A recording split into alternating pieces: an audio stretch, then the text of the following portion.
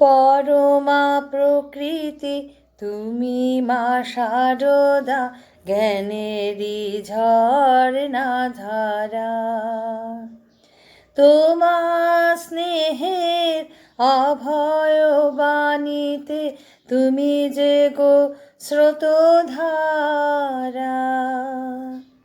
পরমা প্রকৃতি তুমি মা শারদা, জ্ঞানেরই ঝর্ণা ধারা।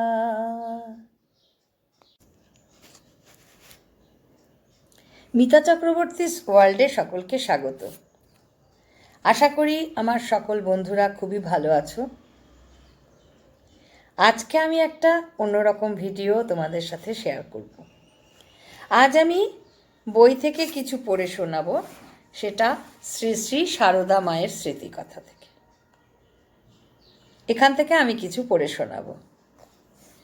এর আগে আমি দেখেছি, আমার কথামৃত থেকে একটু পাঠ করেছিলাম, তাতে অনেকে দেখেছো আমার ভিডিও, তাই ভাবলাম আমি এক একদিন এক একজন মনীষী, কোনো দিন সারদা মা, কোনো দিন লোকনাথ বাবা, কোনো দিন স্বামী বিবেকানন্দ, বিভিন্ন জনের বই থেকে কিছু কিছু করে পড়ে শোনাবো। এবং এটা পড়লে আমারও যেমন খুবই ভালো লাগবে এবং ভালো লাগে, সেরকম আশা করি তোমাদেরও ভালো লাগবে বইয়ের এই লেখা অংশগুলো পাঠ করলে। তো বন্ধুরা, শুরু করার আগে বলি, যারা আমার চ্যানেলে নতুন তারা অবশ্য সাবস্ক্রাইব করো, আর সারদা মায়ের এই কথা যেটা আমি এখন পাঠ করব সেটা ভালো লাগলে অবশ্যই বন্ধুদের সাথে শেয়ার করো, আর কমেন্টসে জানিও তোমাদের ভালো লাগলো কি না মায়ের কথা। তো এখন আমি সেটা তোমাদের সামনে পাঠ করে শোনাবো। শ্রী শ্রীমা সারদা দেবী, উনি খুব সাধারণ জীবনযাপন করতেন, একদম আড়ম্বর পছন্দ করতেন না। তাই আজকে যে অংশটা পড়ব সেটা এরকম।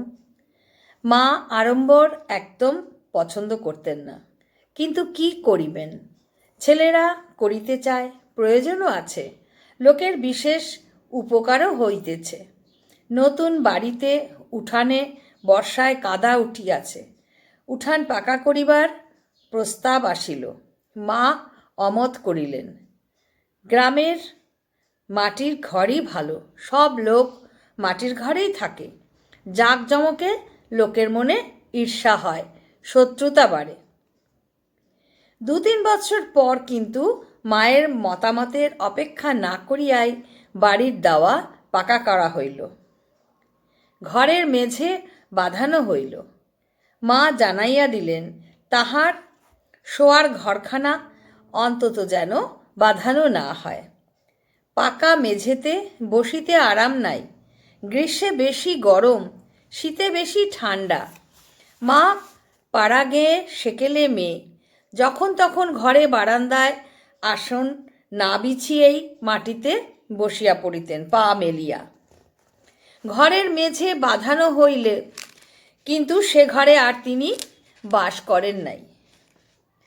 মায়ের খুব পছন্দের ছিল মাটির ঘর, যাতে যখন তখন তিনি মাটির ঘরে বসতে পারেন, কারণ বাঁধানো যে মেঝে শান, সেটা ঠান্ডার সময় ঠান্ডা বেশি হয়, গরমের সময় গরম বেশি হয়। তার জন্যই কিন্তু মায়ের পছন্দ ছিল মাটির ঘর, মাটির মেঝে। আবার তাহার অনেক পূর্বে জ্ঞানানন্দ জয়রামবাটি ত্যাগ করিতে বাধ্য হইয়াছিলেন। ম্যালেরিয়ায় খুব অসুস্থ হইয়া তিনি কাটিহারে মায়ের সন্তান ডাক্তার অঘোরবাবুর বাসায় চিকিৎসা ও জলবায়ু পরিবর্তনে গিয়েছিলেন। কিছুকাল পরেই ফিরিয়া আসার কথা ছিল, কিন্তু পুলিশ তাহাকে ষড়যন্ত্রকারী রাজনৈতিক দলের লোক সন্দেহ করিয়া আটকাইয়া রাখে।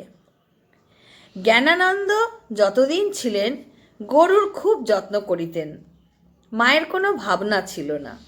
চলিয়া যাওয়ার পরেও তিনি সুরেনবাবুর সহায়তায় গরুর সব ব্যবস্থা করিতেন, এমনকি গোয়াল ঘরও ক্রয় করিয়া দেন। কিন্তু তাহার অবর্তমানে মায়ের গরুর জন্য অশেষ ভাবনা হইত এবং সময় সময় বলিতেন, গরু করে জ্ঞান আবার হাঙ্গামা বাড়িয়ে দিল না তো? জ্ঞান অর্থাৎ জ্ঞানানন্দ মহারাজ। তিনি